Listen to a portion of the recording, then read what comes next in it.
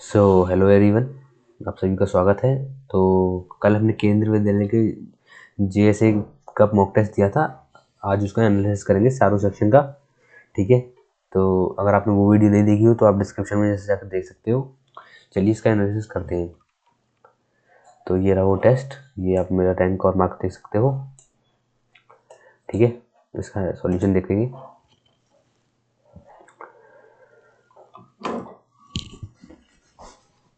तो हम तो शुरुआत करेंगे पहले इंग्लिश हिंदी से, फिर जीके और फिर रीजनिंग मैथ। ठीक है, तो पहले इंग्लिश देखते हैं एक बार। ऑब्सिक्यूइसनेस का सिनोनियम पूछा गया है। ऑब्सिक्यूइसनेस मतलब होता है चापलूस, जो बहुत ही ज़्यादा फ्लैटरी करे, है ना। साइकोफेंटो, तो उसको बोलते हैं सबमिसिव भी चापलूस को बोलते हैं। डिफिएंट होता है उग्र को। एग्रेसिव यानी कि जो बहुत ज़्यादा लड़ाकू हो। प्राउड यानी गर्वित। ठीक है, नेक्स्ट। बेनिवोलेंट यानी कि परोपकारी हो थोड़ा, है ना। ह्यूमन हो, जेनरस हो, काइंड हो। अब एंटोनिम क्या होगा? जो थोड़ा ईर्ष्यालु हो, मेल वोलेंट। ठीक है, आगे आप इसका एनालिसिस पढ़ सकते हो। मैं the child was sleeping for the last 1 hour, has been sleeping for the last 1 hour. वो बच्चा आखिरी 1 घंटे से सो रहा है लगातार। तो लगातार सो रहा है यानी कि हैज बीन आएगा। ठीक है, हैज बीन स्लीपिंग। अगर कोई व्यक्ति कोई ड्यूरेशन तक की बात होती है तो हम हैज प्रेजेंट परफेक्ट लगाते हैं। I did not pay too much attention to the stories. Did not आएगा, ये तो आसान है। तो हैजंट हैवंट तो आना नहीं था। वॉजंट भी नहीं आएगा क्योंकि पास्ट का सेंटेंस नहीं है। An act of renouncing the throne, abdication बोलते हैं त्याग, किसी चीज को त्याग कर देना। ठीक है, एक्सियम होती है कोई पोस्टुलेट या फिर कोई थ्योरम जो कि काल्पनिक हो, इसको हमने प्रूव किया हो। ठीक है, और एल्मेनेक होता है पंचांग, कैलेंडर जैसा आपने देखा होगा, जिसमें कि जो है पोजीशन लिखी होती है प्लैनेट्स के डायरेक्शन पोजीशन के हिसाब से, उसको बोलते हैं एल्मेनेक। और एलिगरी होता है एक तरीके का बोल सकते इसको फिगर ऑफ स्पीच, रूपक अलंकार की तरह है ये। ठीक है, next. A brief note or explanation added alongside a diagram or passage to provide clarity or context. तो इसे क्या बोलते हैं? एनोटेशन बोलते हैं। ऐसा जब किसी भी, जब आप पिक्चर देखते होगे तो उसके नीचे जो लिखा रहता है थोड़ा सा टेक्स्ट, उसको थोड़ा जो एक्सप्लेन करता है, तो उस टेक्स्ट को हम एनोटेशन बोलते हैं। ठीक है, ग्लॉसरी और यह एक तरह की समरी होती है। कैप्शन, ये हम छोटा सा वर्ड होता है जो हम किसी फोटो के पीछे लगाते हैं, उसका थोड़ा बैकग्राउंड समझाने के लिए। बट एनोटेशन थोड़ा बड़ा होता है, कैप्शन थोड़ा छोटा होता है। ये डिफरेंस है इन दोनों में। ठीक है, आपको वॉइस वगैरह ठीक है आ रही? ठीक है, सो चलिए देखते हैं। Kevin must help her sister brush. यार इस क्वेश्चन में मुझे बहुत डाउट लग रहा था, इसमें काफ़ी सारा टाइम भी लिया मैंने। देखो सिर्फ 34% जनता कर पाई है, बाकी मैंने बहुत टाइम लिया। एक मिनट 2 सेकंड लिया। एवरेज जनता ने 26 सेकंड लिए। ठीक है, ये लिखा रहा है वो यूवर स्लो। इसमें मुझे डाउट लग रहा था एरर बी और सी में, बट मैंने बी मार्क किया था। हर सिस्टर ब्रश ऑफ नहीं आना चाहिए, I think brush up on आना चाहिए ना, है ना। केविन ने अपने सिस्टर की मदद करी to brush up on her friends before she leaves of Paris, क्योंकि वो पेरिस को जाना चाहती थी। तो उसने बहनों से जल्दी उठा के उससे कहा कि भाई जल्दी तैयार हो। ब्रश अप ऑन का मतलब क्या होता है? मीन्स टू इम्प्रूव और रिफ्रेश वंस नॉलेज और skill in a particular area. ठीक है, किसी चीज नॉलेज, आपके पास एक पर्टिकुलर नॉलेज है किसी चीज़ की, मान लो फ्रेंच की नॉलेज है उसके पास, तो वो जो है पेरिस जाने से पहले अपनी फ्रेंच की लैंग्वेज को और इम्प्रूव करना के लिए केविन ने अपनी बहन की मदद करी, क्योंकि पेरिस में फ्रेंच भाषा बोली जाती है, इसीलिए बोला गया है इसमें ब्रश अपॉन। इसको मैं सेव कर लेता हूँ, आप लोग इसका स्क्रीनशॉट ले सकते हो भाई, अच्छा क्वेश्चन है, रिपीट हो सकता है।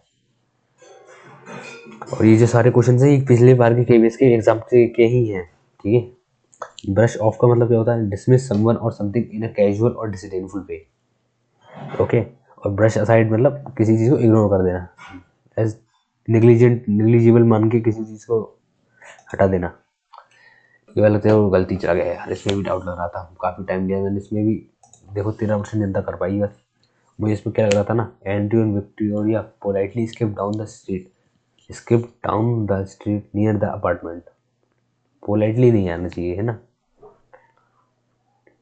नियर द अपार्टमेंट नहीं आना चाहिए, पोलाइटली लगा के देखते हैं। पोलाइटली नहीं आना चाहिए था, चीयरफुली आना चाहिए था। सही बात है यार, पोलाइटली क्यों आएगा, cheerfully skip down the street near the apartment.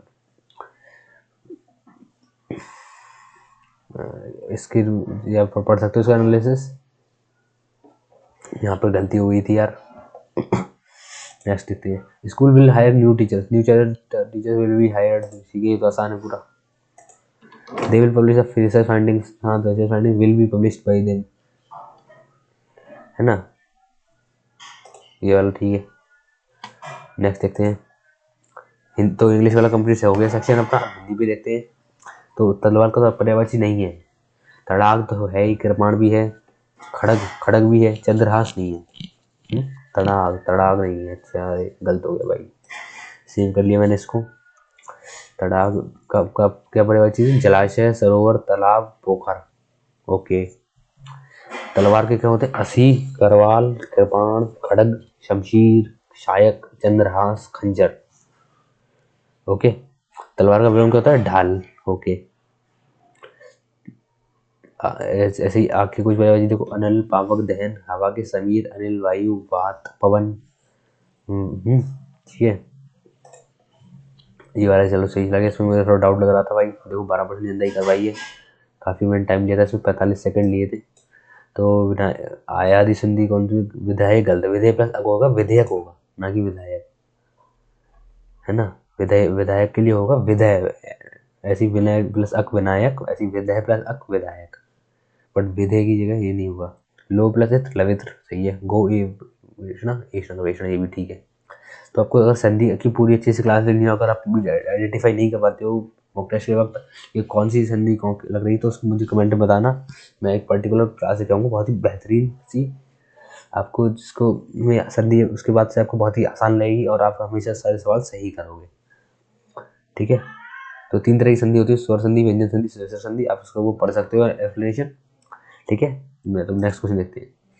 कौन सा, अव्ययभाव। ये तो बहुत ही आसान सवाल है। अव्ययभाव जो आजन्मा में है, एकदम हलवा सवाल। त्रिलोचन में दिगु समास है, महादेव में कौन सा समास है, ये तत्पुरुष समास है, अपना पराय में द्वंद्व समास है। ठीक है। अव्ययभाव समास की पहचान होती है क्योंकि उनकी शुरुआत में ये लगे होते हैं, ये शब्द। ठीक है।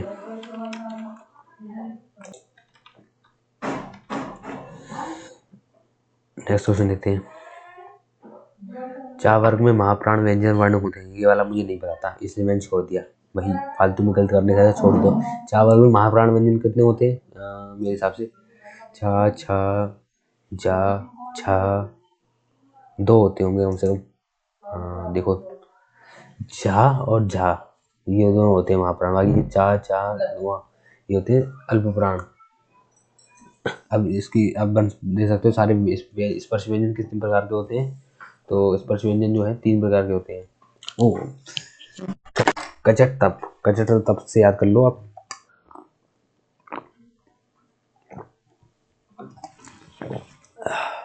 तो इस टेबल से आप देख सकते हो, शुरू वाले कंठ से बोले जाते हैं, गले से। चा वाले तालू से बोले जाते हैं, टा वाले मूर्धा से, और ता वाले दांत से बोले जाते हैं, और पा वाले ओष्ठ से बोले जाते हैं। आप एक बार इनको बोल के देखिए और देखना आपके मुंह का कौन सा पार्ट यूज हो रहा है उसे बोलने में। जैसे आप लोग पा को बोल के देखिए तो देखिए कौन सा ओठ इस्तेमाल हो रहे होंगे, तो ऐसे आप उसको आइडेंटिफाई कर सकते हो। नेक्स्ट क्वेश्चन देखते हैं भाई। तो जिस पर मुकदमा हो उसको बोलते हैं अभियुक्त। आसान सवाल था। अनुचित कर्म करने वाले को बोलेंगे अभिचारी, या जो किसी नियम का पालन न करे उसको बोलेंगे अपराधी। जिसका जन्म उच्च कुल में हुआ हो उसको बोलेंगे अभिजात। ओके ठीक है। देखो अब इस क्वेश्चन में मैंने टाइम कैसे सेव किया, इसको मैं आपको ट्रिक बताता हूँ। इतना बड़ा पैसेज मैंने पढ़ा ही नहीं, ये 5 क्वेश्चन जो है मैंने बिना पढ़े करे हैं, तो वो मैंने अपने मन से करे। स्वावलंबी मनुष्य का गुण नहीं है, कौन सा गुण नहीं होगा, आत्मविश्वास तो होगा ही होगा, धैर्य भी होगा, दृढ़ संकल्प भी होगा, संशय नहीं होगा उसमें। आप इसे बिना पढ़े भी कर सकते थे। स्वावलंबी गुणों की सृष्टि किसने की है, तो ये किसने की है स्वावलंबी ये देखो यहाँ पे देख सकते हो आप, ईश्वर ने अनेक गुणों की सृष्टि की है ईश्वर ने, तो ईश्वर ने करी। ये वाला गलत चला गया, सदैव का संधि विच्छेद, सदा का होगा सदा प्लस ए।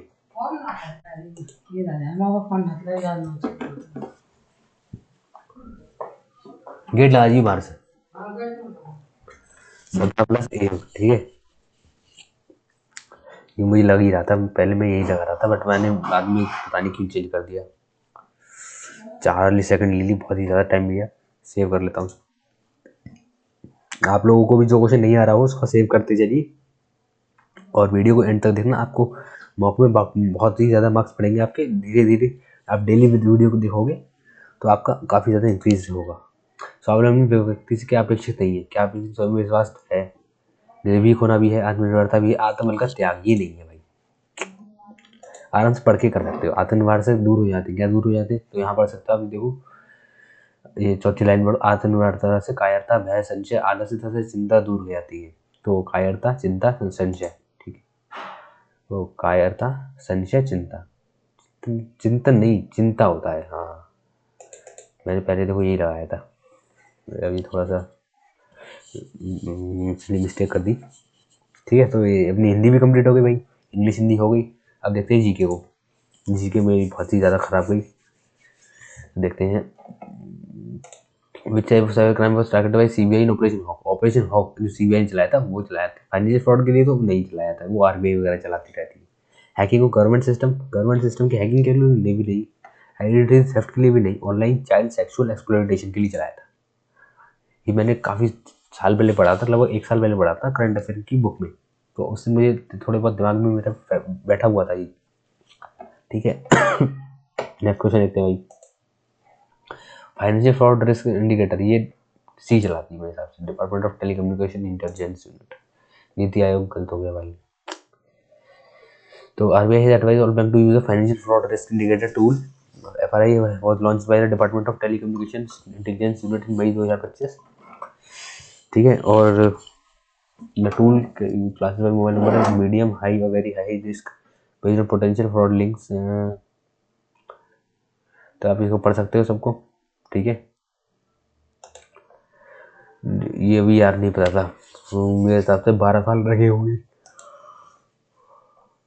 ओह 10 साल रख दिए यार, यही नहीं। जब मेरे टाइम में तो 12-15 थी, मैंने तो अपना बैंक अकाउंट 15-20 साल में खुलवाया था स्कॉलरशिप के चक्कर में।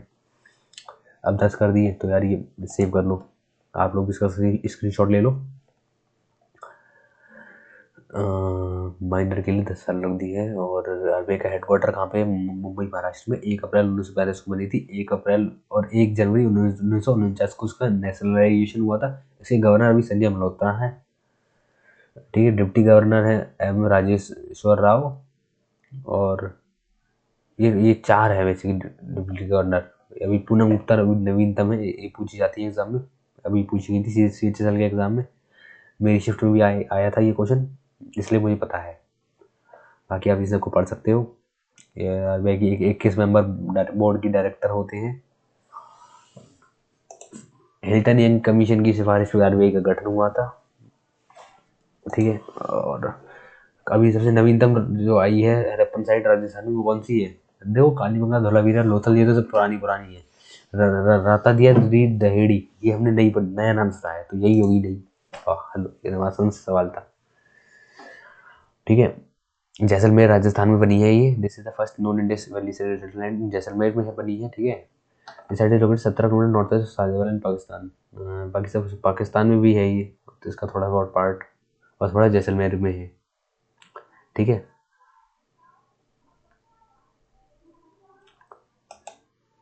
स्टेट लॉन्च है द गरुड़ दृष्टि प्रोजेक्ट। गरुड़ दृष्टि प्रोजेक्ट ये मैं अगर लगाया था तो महाराष्ट्र लाया, दिल्ली लगा था। महाराष्ट्र ला के देते हैं, देखो महाराष्ट्र ही हुआ था सही। महाराष्ट्र ने लगाया था किसे? To monitor social media misuse के लिए देवेंद्र फडणवीस ने चालू किया था। Communal hatred, hate speech, fake news को हटाने के लिए, ओके। स्क्रीनशॉट लेते चलो भाई लोग, आप लोग भी इसको, आपको अगर आपका लगा था कि आपका क्वेश्चन ये वाला नहीं कर पाते, तो गल्फ ऑफ डोंकिन ये वाला तो आसान था। न्यूज़ भी देखा है काफ़ी बार। ये वियतनाम और चाइना के बीच में इसके ऊपर लड़ाई होती रहती है। चाइना कहता है कि ये इसका है part, Gulf of Tonkin, also called Beibu Gulf in Chinese and Baco Gulf in Vietnamese, is a crescent-shaped, shallow, semi-enclosed water body in the northwestern South China Sea में है। साउथ चाइना सी में यार डिस्प्यूट बहुत चलता है, China करता है बाकी सारे देश उस कंट्री से, ठीक है। चाइना इस सी को अपना पार्ट मानता है और कहता है जितने भी शिप्स सी से जाती है वो सब शिप्स इसको टैक्स देकर जाएंगी चाइना को। इसमें मेजर पोर्ट हैं, दो हैं, कौन, वियतनाम का है हाईपोंग और चाइना का है बीकोई। ओके। लॉक एफ डी किसने सॉल्व किया यार? ये मैंने फालतू में अटेम्प्ट कर दिया, मुझे नहीं पता था, ये मैंने तुक्का लगाया था इसमें। मैंने लगाया था इसमें क्या, HDFC, बट इसका मुझे अब मैं लगाऊंगा और दोबारा तो ICICI होगा। ओ ये भी कल चला गया, 5% नहीं कर पाई। इसको एक्सिस बैंक ने लॉन्च किया है, log FD to curve digital fraud. ठीक है भाई, अब हम याद रखेंगे, आप लोग भी याद रखना। What does hope stand for? यार जीके का बहुत ही खराब हुई यार जीके। होप इसका मतलब है human habitat observation and planetary environment, ये होना चाहिए। Himalayan outpost of planetary exploration, अरे इसको भी सेव कर लो भाई। Hope planetary Bangalore based space outreach organisation has launch the hope station है located in Ladakh Tsokar basin simulating moon and Mars conditions. Okay. Alignment India goal of space, India का जैसे गोल है 2035 तक एक खुद का स्पेस स्टेशन बनाना है ना, एंड क्रीव लूनर मिशन 2040 में अपना एक खुद के इंसान भेजना चांद पे, तो वो 2040 तक का मिशन है, उसके लिए अभी से तैयारी कर रहे हैं ये लोग, ठीक है। तो वही है, उसी का एक पार्ट है ये। With which country did India sign an agreement for first green ammonia export? इसका मुझे नहीं पता था यार, करंट अफेयर बहुत ज़्यादा आई है, अगर इसमें लगा था तो इंडिया ने किसी साथ कराया होगा, south Korea, Japan. India signed first agreement for green ammonia export, Japan. Guest है ग्रीन, तो भाई जीके का मैं ये कह सकता हूँ कि जीके को आप कभी भी हल्के में मत लेना, कभी भी आपकी लंका लगा सकती है, ठीक है। जीके पे हमेशा डिपेंड, कभी भी डिपेंड मत होना, कोई भी ये जो है इसका पैटर्न फिक्स नहीं रहता है। आपने पूरे दिन पढ़ी, पूरे साल पढ़ी, फिर भी जरूरी नहीं कि आपके एग्जाम आएगी ही आएंगी आपके से पढ़े हुए सवाल। तो जीके से ज़्यादा फोकस आप बाकी सब्जेक्ट पे करना। इसमें ऑथर कंसाइज नेटवर्क सुखाता किसी यूनिवर्सल, ये भी मैंने तुक्का लगाया था, ये तुक्का सही चला गया सही बताऊँ तो। सब कंसाइज नेटवर्क से बुक US की है बुक, ठीक है। इसमें अपोज इमरजेंसी इंदिरा गांधी की बारे में थोड़ा सा अपोज में लिखा गया है इसमें, ठीक है। और वही फालतू की चीज़ें हटाओ से। The following is not the north east Indian state, तो यार उड़ीसा नहीं है, ऑब्वियस सी बात है। नॉर्थ ईस्ट में जो है उनमें से 7 राज्य जाते हैं यूपी इंडिया के, उनमें से इसकी ट्रिक आप कैसे कर सकते हो, AATTMM, असम अरुणाचल, है ना, असम अरुणाचल, त्रिपुरा, और ट्रिपल M से हो गया आपका मणिपुर, मेघालय, मिजोरम, और एन से हो गया नागालैंड। तो आप ऐसे याद कर सकते हो, AA, AAM, तो ये ट्रिक से। उड़ीसा की अगर बात करें तो उड़ीसा 1 अप्रैल को बना था, कैपिटल इसकी भुवनेश्वर है, CM है इसके नवीन पटनायक, गवर्नर है गणेशी लाल। नेशनल पार्क कौन से इसमें, Bhitarkanika national park, Nandankanan national zoological park और Similipal national park. State animal कौन सा है, सांबर। स्टेट फ्री ट्री कौन सा है, सेक्रेड फिग। स्टेट फ्लावर कौन सा है, अशोक। और स्टेट बर्ड कौन सी है, इंडियन रोलर। ओके। तो बाकी त्रिपुरा की राजधानी अगरतला, CM है मणिक शाह, और गवर्नर है सत्यदेव नारायण आर्य। ऐसी मणिपुर की राजधानी है इम्फाल, के CM है N बीरेन सिंह, और गवर्नर लागणेशन। मेघालय की शिलोंग, कोनराड सांगमा, और सत्यपाल मलिक इसके गवर्नर है। तो भाई ये आपको इसका स्क्रीनशॉट ले लीजिए अच्छे से और रिवाइज करते रहना। विच बुक ऑफ, ओ यार सुंग डायनेस्टी, जीके तो मेरी बहुत ही बुरी गई यार, 7 सवाल गलत हो गए, बड़ा दुख हो रहा है। विच बुक ऑफ इंडियन है ना, तो सुंग डायनेस्टी की किसकी है मेरे हिसाब से, रत्नावली या मालविकाग्निमित्रम लगा के देखते हैं। देखो यार यही था, पहले मैं ये लगाने की था सोच रहा था, बट बाद में मैंने चेंज कर दिया। बालिकाग्निमित्रम कालिदास ने लिखी थी, इसलिए जो है मुझे थोड़ा सा लग रहा था। इसमें किसी अग्निमित्र के बारे में बात करी गई। अग्निमित्र शुंग डायनेस्टी का एक राजा था विदिशा में, विदिशा यानी बिहार में, और विश्वामित्र शुंग का ये लड़का था। इसकी प्रेम कहानी लिखी है इसमें। सुप्रभात दत्ता एक संस्कृत प्ले है, भास के द्वारा लिखा गया। मेघदूत भी कालिदास के द्वारा, रत्नावली हर्षवर्धन ने लिखी है ना। रत्नावली नागानंदी और प्रियदर्शिका ये तीनों हर्षवर्धन के द्वारा लिखी गई। हर्षवर्धन के एक दरबारी कवि थे, कौन, जिसने बाणभट्ट, जिसने हर्षचरित लिखी। ये चीज आपको पता होनी चाहिए। नेम द देवबंद स्कॉलर, यार ये बात काफी टफ क्वेश्चन था भाई। देवबंद स्कॉलर कौन है जो who played significant role in the freedom movement? तो ये कौन थे? ये थे अब्दुल कलाम आजाद। तो अब्दुल कलाम आजाद थे भाई देवबंद स्कॉलर।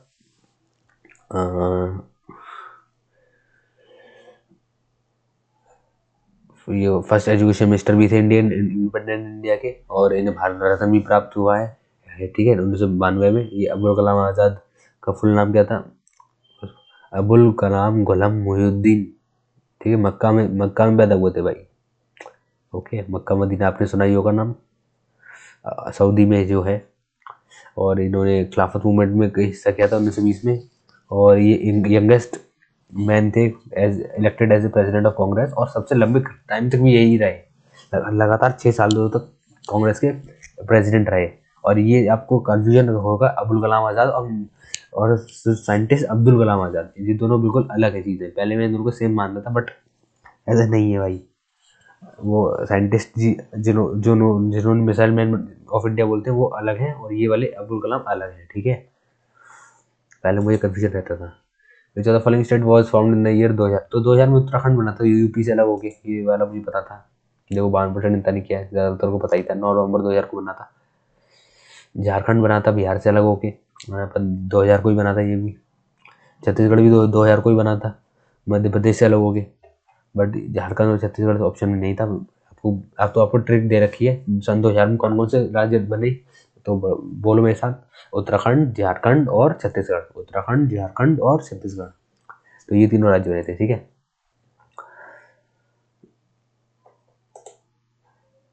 ठीक है, ये देखो भाई, चौरी चौरा के टाइम में वाइसरॉय कौन था? तो ये मेरे हिसाब से ये था रीडिंग ही था। देखो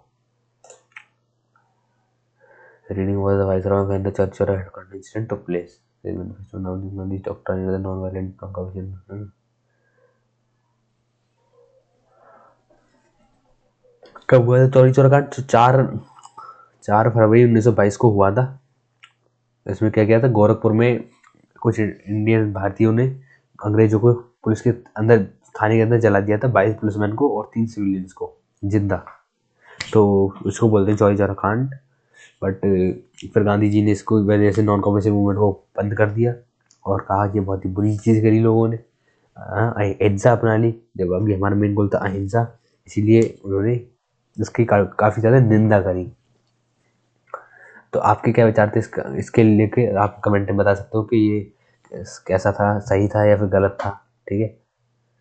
अब रीडिंग के बारे में पढ़ते हैं। तो रीडिंग जो है 1921 में गवर्नर जनरल बना था और वाइसराय बना था इंडिया का।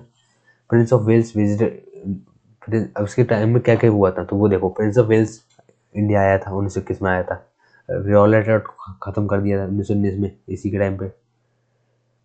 तो ठीक है। अब कॉर्नवालिस इंपॉर्टेंट है भाई। क्यों? पहले तो उसने सिविल सर्विस का जन्म किया, सिविल सर्विसेज का फादर इसे बोलते हैं। और परमानेंट सेटलमेंट ये लेके आया, स्थायी बंदोबस्त हिंदी में बोलते हैं बंगाल में, 1793 में। और क्या किया इसने?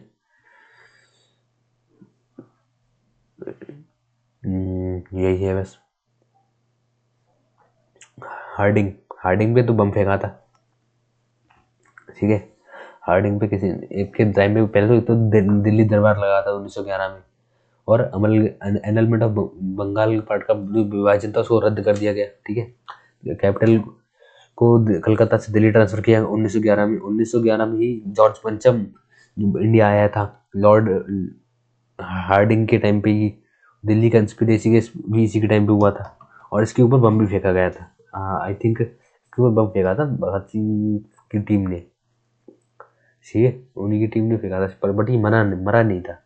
इसकी संग गाड़ी के पास बैठा था, ठीक है।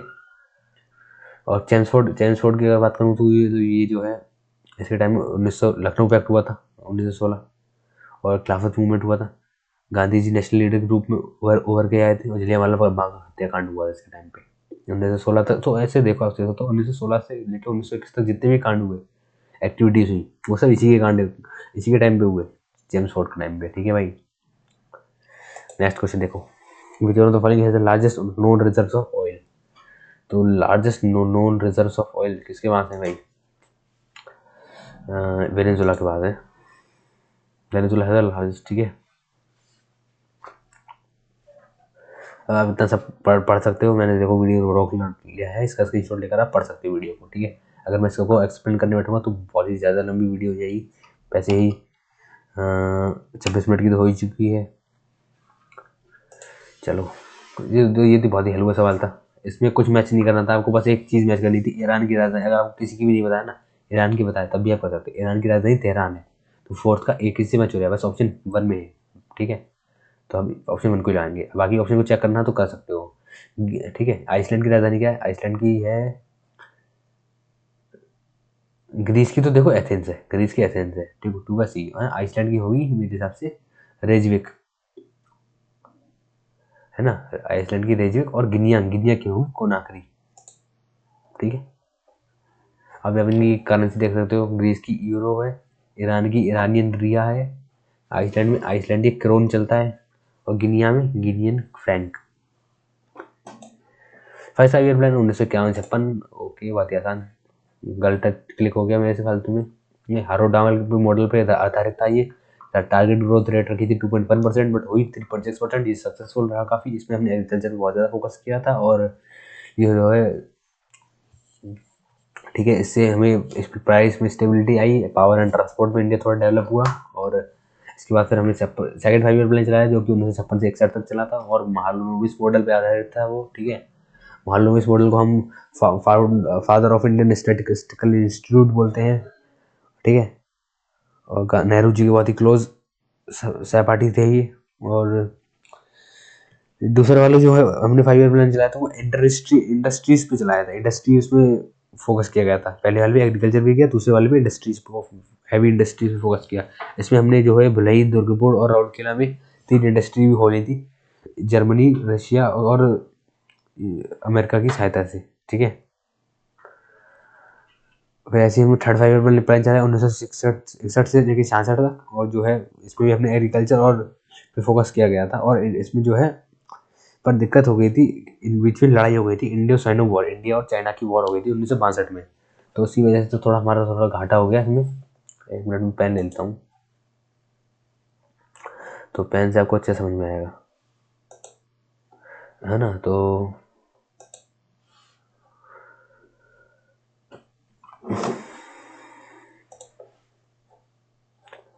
ठीक है, ये पढ़ सकते हो 1962, और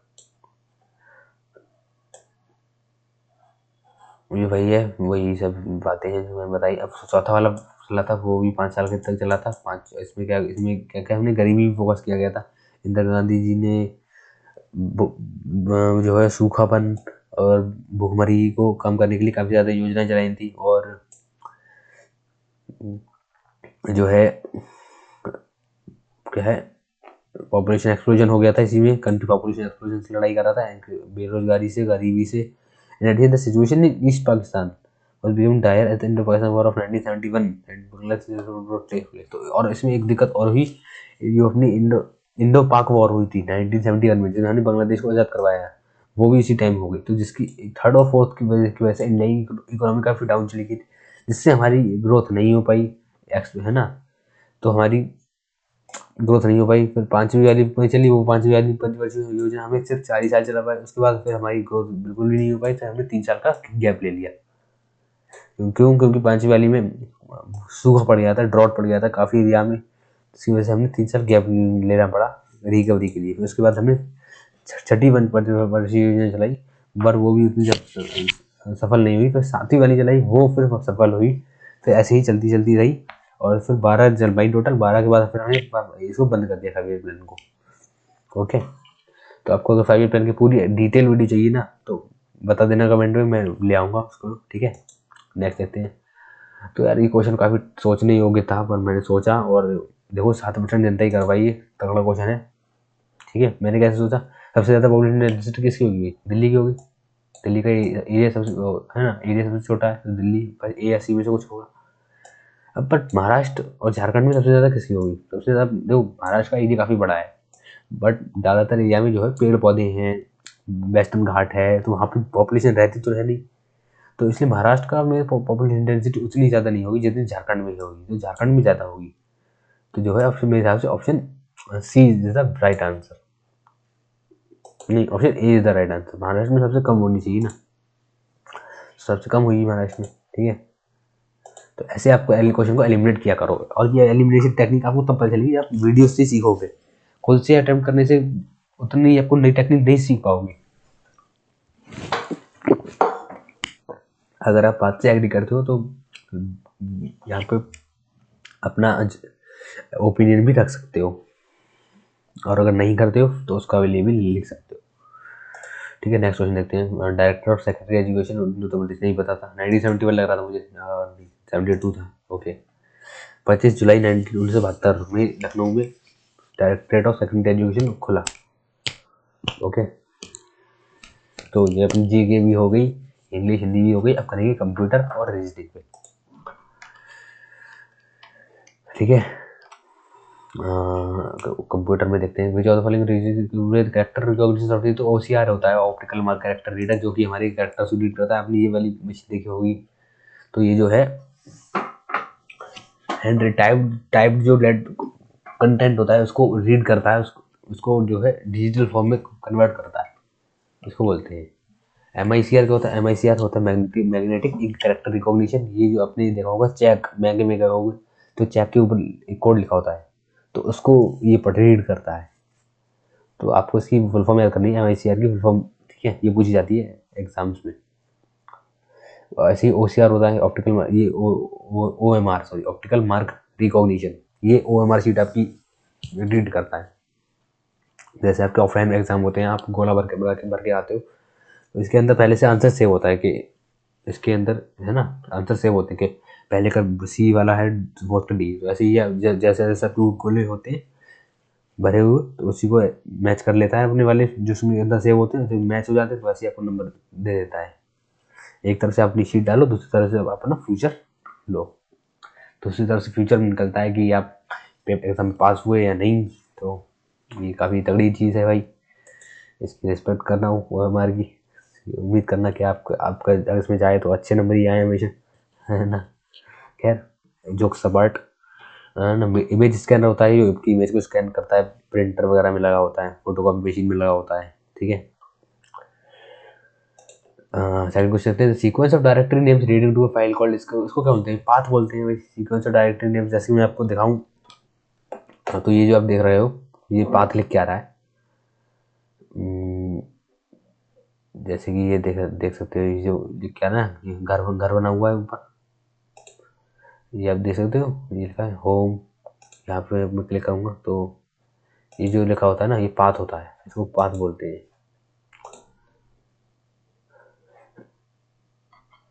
पाथ एक किसी भी फोल्डर तक जाने की जो लोकेशन होती है कि कैसे से कैसे हम कौन से में गए, फिर कौन से फोल्डर में गए, तो उस पूरे लोकेशन को पाथ बोलते हैं, रास्ता। जैसे ये लिखा होता है होम के अंदर यूजर नाम का फोल्डर, यूजर नाम के फोल्डर के अंदर डॉक्यूमेंट्स नाम का फोल्डर के अंदर file.txt नाम की फाइल पड़ी होगी, तो ये होता है रास्ता।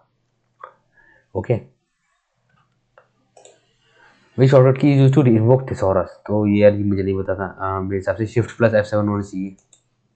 ओ, पहले मैंने कंट्रोल लगा दिया, कंट्रोल और शिफ्ट में कन्फ्यूजन हो गया था मुझे। देखो F7 तो होता है स्पेलिंग चेक के लिए, बट अगर जब हम शिफ्ट दबा लेते हैं तो थिसॉरस स्टोर हो जाती है। थिसॉरस क्या होता है भाई? तो इससे हम सिनोनियम एंटोनियम किसी भी वर्ड के किसी भी यूज़ कर सकते हैं, मतलब किसी भी पैराग्राफ की को थोड़ा अच्छा बना सकते हैं। ठीक है, Shift+F7 से। और ऐसे ही कंट्रोल+M का क्या होता है पावर पॉइंट में, to add a new slide लगाने के लिए कंट्रोल+M, और कंट्रोल+N न्यू पेज लाने के लिए, न्यू स्लाइड के लिए कंट्रोल+M, कंट्रोल+N न्यू फाइल लाने के लिए, F5 स्लाइड शो स्टार्ट करने के लिए, कंट्रोल+K हाइपरलिंक स्टार्ट करने के लिए, कंट्रोल+P प्रिंट करने के लिए, ठीक है, कंट्रोल+C कॉपी, कंट्रोल+V पेस्ट, कंट्रोल+X कट, ठीक है, कंट्रोल+U अंडो, और कंट्रोल+A सेलेक्ट ऑल थिंग, कंट्रोल+B बोल्ड के लिए, कंट्रोल+I इटैलिक के लिए, कंट्रोल+U अंडरलाइन के लिए, ठीक है। ऐसे बहुत सारी शॉर्टकट की होती हैं, और ये मुझे, अगर आप चाहते हो कि मैं एकदम डेडिकेटेड वीडियो लाऊं उसके लिए, तो उसको भी आप कमेंट में बता सकते हो, ठीक है भाई। नेक्स्ट क्वेश्चन देखते हैं। Which of the following feature can not be related to Windows operating system. तो विंडो ऑपरेटिंग सिस्टम, यार ये वाला थोड़ा कल चला गया। पोर्टेबल तो देखो होता ही है, ओपन सोर्स भी होता है, GUI सपोर्ट भी होता है, बट मल्टीटास्किंग नहीं होता है। ओ गलत, ओपन सोर्स नहीं होता है, विंडो सोर्स, ओके, ठीक है, ओपन सोर्स नहीं है ये। इसको आपको जो है, जब आप नया लैपटॉप खरीदते हो तब उसके साथ पढ़ाया आता है। बाकी GUI वाला तो है ही, मल्टीटास्किंग भी है, पोर्टेबल भी है। नेक्स्ट देखते हैं, टावर से कल चला गया। With the following memory is made of SRAM and provides a very high access speed. तो स्टैटिक रैम से कौन सी बनी होती है, कैश मेमोरी मेरे हिसाब से, है ना। ओ यार कल चला गया भाई, कैश मेमोरी होती है, बहुत ही हाई स्पीड मेमोरी प्रोवाइड करती है, बहुत ही एक्सपेंसिव भी होती है, और बट इसका साइज बहुत कम होता है, ठीक है। और जो है स्टैटिक रैम को यूज़ करती है ये अपने अंदर। और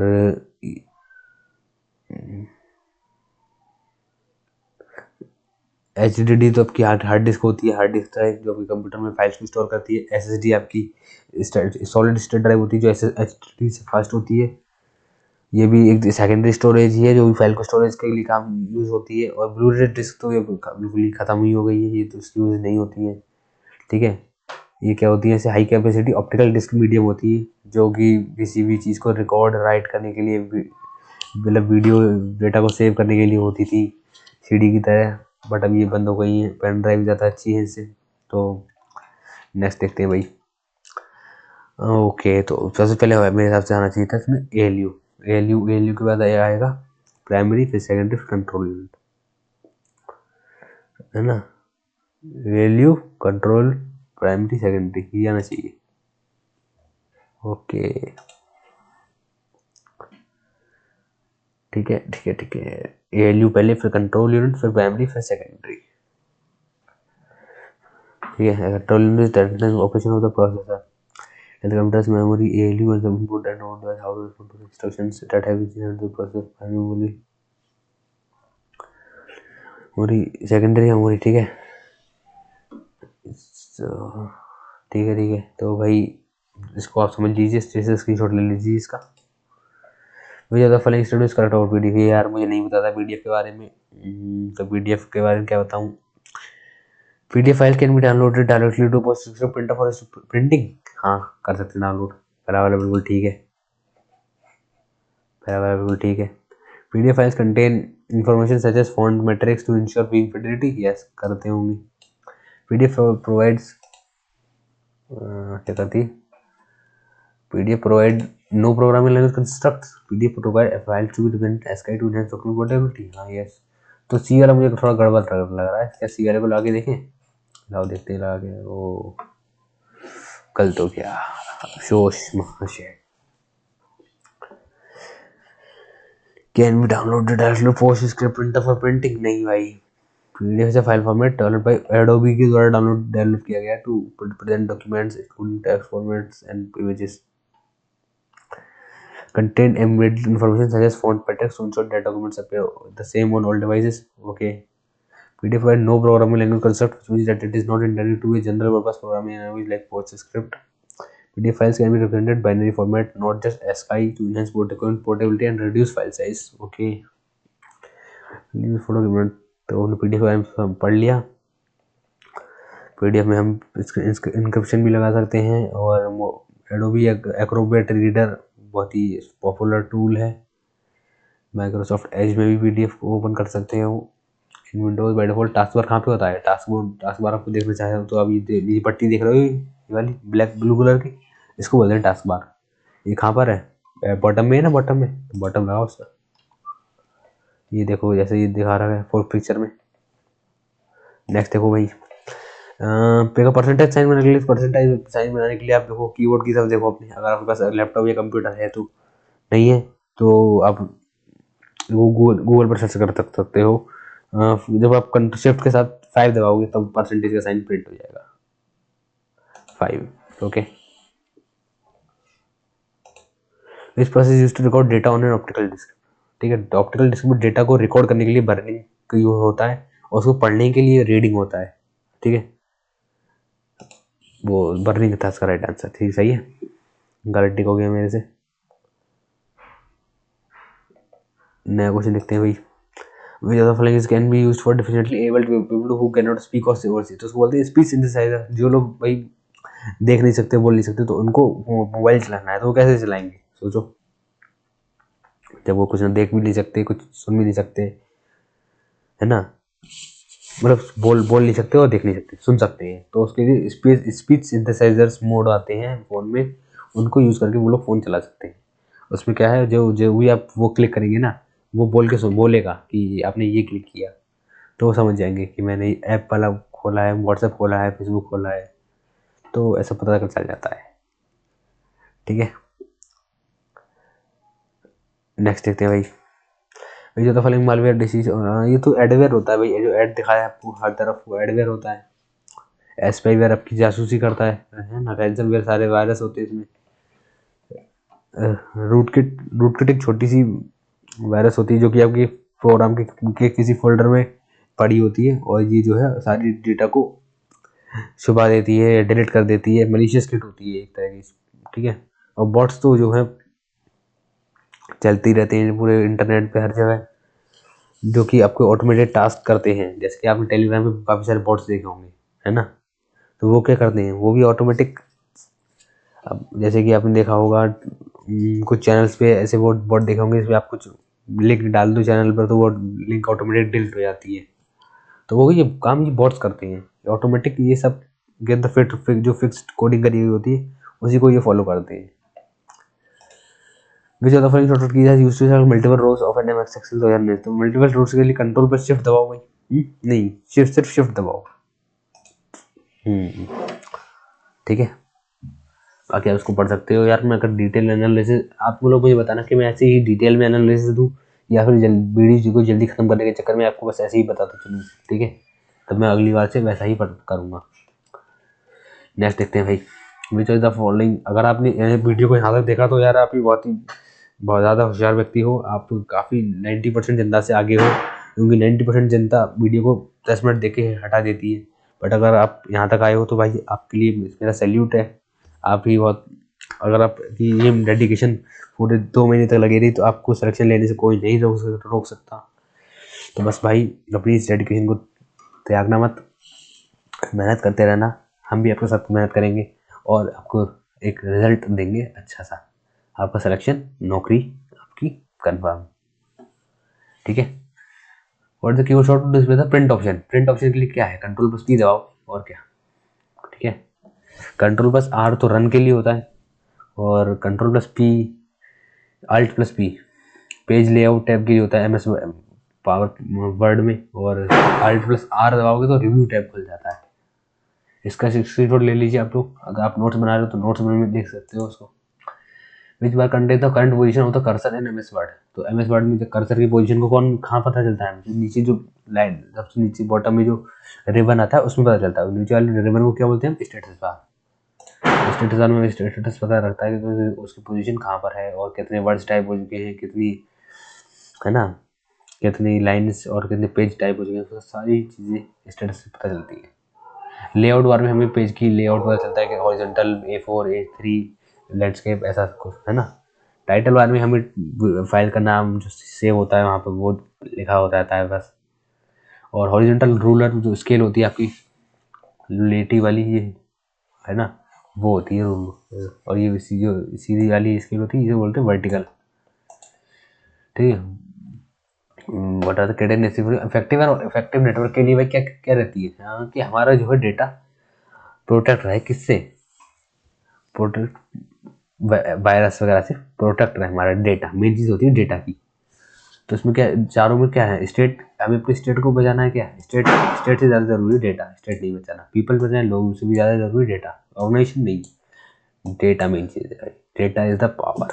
आपने मूवी देखी होगी तो आप उसमें डेटा की वैल्यू बताई हो। तो मूवी का नाम था अभी मुझे याद नहीं आ रहा है मूवी का नाम, काफ़ी दिनों सालों पहले देखी थी। ठीक है, नेक्स्ट रिटर्न ऑफ अभिमन्यु। हाँ, रिटर्न ऑफ अभिमन्यु, इसको देखना आप, मस्त मूवी है। खैर छोड़ो गाइस, मैं थोड़ी ऐसी बातें करता रहता हूँ आपको एंटरटेन करने के लिए, क्योंकि ऑनलाइन क्लास में आप ऐसे बोर हो जाते होगे, तो मैं थोड़ा बहुत हंसी मजाक करता रहता हूँ। अगर आप चाहो तो मैं अगली बार से नहीं करूँगा, अगर आप चाहो तो ऐसी ही क्लास कंटिन्यू रहेगी। ठीक है, तो कंट्रोल प्लस डब्ल्यू क्या किस लिए होता है? Save and close document, close document without save, ये होता है। सेव एंड क्लोज डॉक्यूमेंट के लिए होता है। अच्छा, ये मुझे नहीं पता था। सेव करके क्लोज कर दो डॉक्यूमेंट को। बाकी ये सब बता रखी थी मैंने सारी आपको कीवर्ड्स पिछली क्वेश्चन में बताए रखे थे ये सारे, है ना? इसको हटाएं। नेक्स्ट क्वेश्चन देखो भाई, which of the following was the first company to widely advertise a micro computer as a personal computer? तो यार ये सिर्फ 1% चिंता कर पाई है, ये वाला तो मुझे भी नहीं पता था। बट मैं अगर इसका आंसर लगाता हूँ, मैं क्या लगाता ना, मैं लगाता इसका IBM या फिर सुपर यूनिवैक, है ना, या रेडियो शैक्स, पता नहीं क्या है। चलो कुछ भी लगा के देखते हैं एक बार, तुक्का दो लाएंगे। रेडियो शैक्स लगाया हमने और रेडियो शैक्स से सही बैठ गया भाई।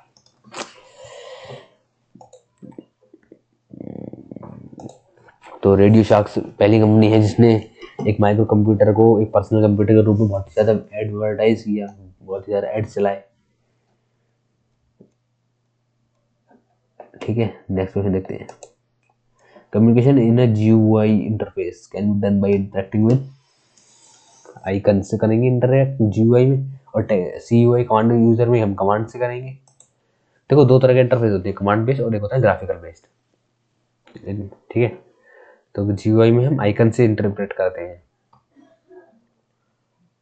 तो कंप्यूटर भी आपके हो गए, आपके 4 सेक्शन हो गए। अब रीजनिंग और मैथ बची है, तो मैथ के बस एक क्वेश्चन डालते हैं। रीजनिंग काफ़ी कल चली गई, तो इसको भी कंप्लीट कर दें क्या? वीडियो कितनी लंबी हो गई भाई? 47 मिनट की वीडियो, काफ़ी लंबी हो गई है। ज़्यादातर जनता इतनी ही देर में भाग जाती है, जो ऐसी ऊपर ऊपर से तैयारी करते हैं वो लोग इतनी देर टिकते नहीं है भाई। जो असली वॉरियर होते हैं ना, वही आखिरी तक टिकता है। तो अगर आपको मज़ा आ रहा है तो यार वीडियो को लाइक कीजिए, चैनल को सब्सक्राइब कीजिए, और बताइए क्या मैं इस वीडियो को चलो इसमें कर देता हूँ, हटाओ 1 घंटे ही कर देते हैं पूरा वीडियो को। तो देखो, नेपोलियन फ्रांस का था, क्रिस्टोफर कोलंबस कहाँ का था? ये कहाँ का था? इंग्लैंड का था आई थिंक। स्पेन का था क्या? अच्छा ओके, ये मुझे नहीं पता था यार, स्पेन का था ये। वास्को डी गामा कहाँ का था? वास्को डी गामा तो पुर्तगाल का था। ओके, चलो हटाओ इसे। देखो इसकी कोडिंग की बात ही आसान थी, क्या है ना, जो वॉवेल है, वॉवेल का आप उल्टा लिख दो, और कॉन्सोनेंट का जो है उसको आपका पोजीशन वैल्यू को सम कर दो। जैसे एम का होता है 13, 13 को 3 और 1 को जोड़ा 4 आ गया। ए का उल्टा क्या होता है ना, ए का एक उल्टा क्या होता है? जेड इंटू, है ना, जेड की पोजीशन वैल्यू 26, 26 लिख दी। वाई क्या है? वाई का 25, 25 5 2 और 5 को जोड़ा 7। तो अब यहाँ से देख सकते हो ऐसा ऐसा इसमें किया है। ठीक है, आसान था ये। इसका आप देखोगे तो ये देखो, जी सेकंड वाली कौन सी में थी, देख लो भाई, फोर्थ वाली में थी, काफ़ी टन है ना। ये वाला मेरा गल चला गया था। इसमें देखो 17 का स्क्वायर, ये 18 का स्क्वायर, इन दोनों को जोड़ दी, ये 23 का स्क्वायर, ये 24 का स्क्वायर, ये 10 12 ये नहीं होगा, 25 26 ये हो सकता है 14 15 ये हो सकता है, हाँ 70, और ये 18 का स्क्वायर 384 होगा। ये वाला डी भी नहीं होगा, बी और सी में से कुछ होगा।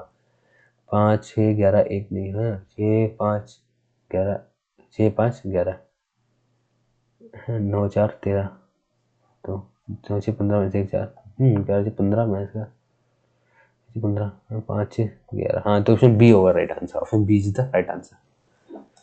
मेरे से गलती हो गई थी थोड़ी। तो इसका लॉजिक ये है भाई, देखो वीडियो को पॉज करके और सॉल्व कर लो आराम से। ये वाला भी है तो आसान था, ओनली कंक्लूजन वन फॉलोज, ठीक है। बाकी आप देखो, इसको देखो, ये भी कर लोगे आप। इसकी नानी जिसके नाना लगे थे वो, ठीक है। ये भी एकदम आसान सवाल है। इसको जब ऐसे जोड़ोगे तो यहाँ 4 ट्रायंगल फिगर बनेंगे, बट पास पास नहीं, दूर दूर बनेंगे। तो ऑप्शन 1 नहीं है, ऑप्शन 3 है। लॉस्ट को 32, यार ये मुझे समझ नहीं आया था, लॉस्ट को 32 कैसे लिखा। तो नंबर रिटर्न द वर्ड का स्क्वायर गुण 2, ओके। 4 का स्क्वायर 16 दूनी 32, ओके। 5 का 25 दूनी 50, 3 का 9 दूनी 18, ओके आए, ओके भाई, ठीक है। इसको सॉल्व करोगे तो ये आ जाएगा आराम से। हल सवाल है, ये भी हल हुआ है, ये भी आसान है, ये भी आसान है। ये वाला देखो, ये वाला समझ नहीं आया था। Guava, papaya, mango, but orange, guava is different, क्यों मैंगो है, गो गुआ गुआ is written as guava, guava, पा पा या, ठीक है। ऑरेंज को लिख सकते और एन जी, ठीक है।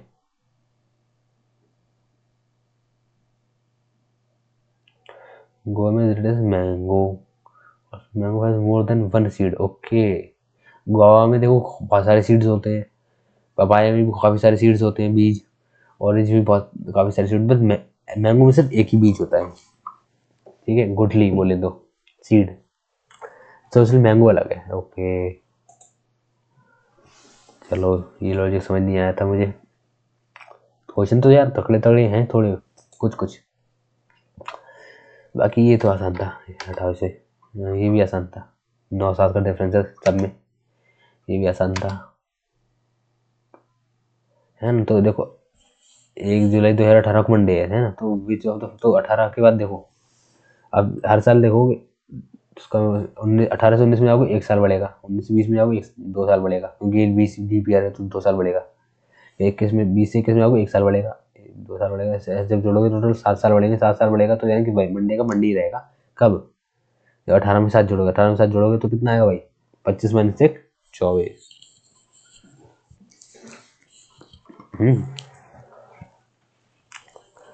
तो 2024। 4 का अपोजिट क्या होगा? 4 का अपोजिट होगा 6।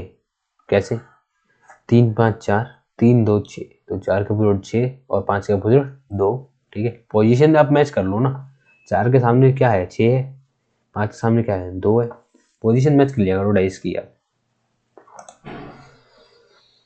इसमें क्या है? ये भी आसान है, ये भी आसान है। वो हो गई अपनी रीजनिंग भी। मैथ देख लो भाई, भाई मैथ मैथ में भी कुछ नहीं है, टोटल ये है। इसको 0.8 से डिवाइड कर दो आप, 0.8 से डिवाइड करोगे तो आपको 90,000 आंसर आ जाएगा, ठीक है। ये भी बहुत ही आसान सवाल है। इसका 2a square plus B square हो जाएगा ऊपर, ये वाला फॉर्मूला होता है, अपॉन में 4a square plus B square से कट जाएगा तो ये 1.2 आ जाएगा, ठीक है। ये आप सॉल्यूशन यहाँ से देख सकते हो। देखो मैंने इसमें 11 सेकंड लिए, एवरेज जनता ने 30 सेकंड लिए। ये भी आसान था, 20 30। बट मैं आपको ये सारे सवाल सॉल्व करके नहीं दे सकता, क्योंकि सॉल्व करने के लिए यार मेरे पास भी टूल होना चाहिए, जिसको हम पेन टैब बोलते हैं। और वो पेन टैब काफ़ी महंगा आता है, तो वो अभी मैं अफोर्ड नहीं कर सकता। इसलिए आप जो है अभी ऐसा ही देख सकते हो। मैं कुछ कुछ दिन बाद जब आपका थोड़ा सपोर्ट बढ़ जाएगा, ठीक है, अभी तो चैनल मोनेटाइज भी नहीं हुआ है, जब बढ़ जाएगा तब उसके बाद हम थोड़ा डिसाइड करेंगे, ठीक है। तो अभी आप यार थोड़ा भाई को सपोर्ट कीजिए। नेक्स्ट क्वेश्चन देखते हैं। ओके, ये वाला देखो, इसमें फॉर्मूला लगेगा आपका डी बराबर, आपने फॉर्मूला सुना होगा एक, D equal to S1 S2 upon S1 minus S2 into T2 minus T1 upon 60। तो इस फॉर्मूले को जब आप लगाओगे ना तब ये आराम से आ जाएगा। बाकी ये वाला क्वेश्चन तो मुझे नहीं हुआ, 40 मिनट इतना लगाया बट मैं, तो इसमें क्या करना था, इसमें हमें कुछ नहीं, पहले इसके इसमें मल्टीप्लाई करते, तो इसे डिवीजन सॉल्व करते। ये वाला क्वेश्चन काफ़ी टाइम ले लेता बट इसकी कुछ ट्रिक हो, है ना, इतना वरना टाइम करने में, सॉल्व करने में काफ़ी कैलकुलेशन, कंफ्यूजिंग क्वेश्चन है, पॉइंट में गड़बड़ हो सकती है। नहीं नहीं नहीं, आराम से कर सकते हो, पॉइंट की दिक्कत ही नहीं। देखो चारों ऑप्शन बिल्कुल अलग है ना, तो अगर आप पॉइंट आगे पीछे कर भी दोगे ना और वैल्यू तो सेम ही आएगी ना, वैल्यू तो सेम ही आएगी। पॉइंट अगर आगे पीछे हो भी गए फिर भी कोई दिक्कत नहीं है। तो ये अब कर सकते हो, चलो करके देखेंगे सब। ये वाला भी आसान था, ये वाला भी ठीक है, इजी है, ये भी इजी है, ये भी इजी है, ये भी इजी है। मैथ तो बिल्कुल इजी लेवल की थी।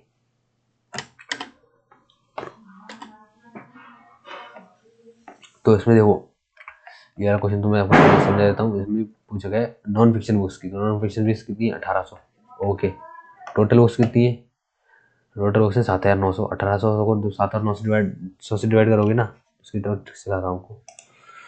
तो आपको अगर किसी पाई चार्ट में एंगल निकालना हो ना तो क्या क्या करो, मान लो नॉन फिक्शन बुक दे रखी है 1800, टोटल बुक्स हमारी 7900, इसको डिवाइड करवाया, ऐसे डिवाइड करवाओगे ये आ गया वैल्यू, इसको कराओगे 360 से मल्टीप्लाई, तो 82.08 आ गया ना, तो 82 वाला लगा दो बात। ये सब आप इस पे 7 का मल्टीपल भी देख सकते थे ऑप्शन में, ठीक है। बाकी ये भी इजी क्वेश्चन है, ये भी एकदम इजी क्वेश्चन है, ये सारे मैथ बिल्कुल इजी है। मैथ को अब क्या डिस्कस करूँ, ठीक है, क्योंकि मैथ को डिस्कस करने के लिए यार मैं अच्छे से नहीं कर पाऊंगा, मेरे पास वो टूल नहीं, मैंने ऑलरेडी बता रखा है। तो ये अपना KVS और NVS का मॉक टेस्ट का एनालिसिस हो गया, सही है। तो आपको ये वीडियो कैसी लगी तो ये बताइए कमेंट में, अपना कोई रिव्यू हो, आपका कोई सजेशन हो, है ना, कोई क्वेरी हो, कोई डाउट हो तो मुझे कमेंट में बेझिझक लिंक टाइप कर दीजिए, मैं आपका रिप्लाई ज़रूर करूँगा।